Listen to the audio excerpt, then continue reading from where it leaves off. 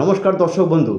অশ্বত্থ গাছের মহিমা নিয়ে আমি কিন্তু বহুবার বলেছি। পবিত্র এই গাছ, প্রাচীন কাল থেকে এই গাছের কিন্তু পূজা অর্চনা কিন্তু করে সবাই কিন্তু করছে। যারা জানে, যারা মানে, তারা অশ্বত্থ গাছকে একদম নিয়ম নিষ্ঠা সহকারে কিন্তু পূজা করে।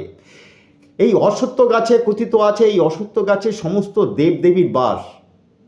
একটা টাইমে দেবদেবীরা ওই অশ্বত্থ গাছে এসে বাস করেন।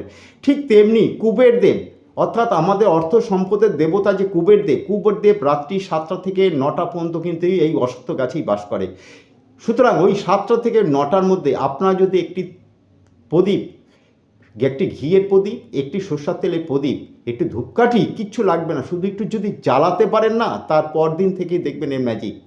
এবং চালিয়ে যাবেন, প্রত্যেক শনিবার করে এটা চালিয়ে যাবেন, দেখবেন দুঃখ দুর্দশা আপনাদের কোনোদিনও ধারে কাছে আসতে পারবে না।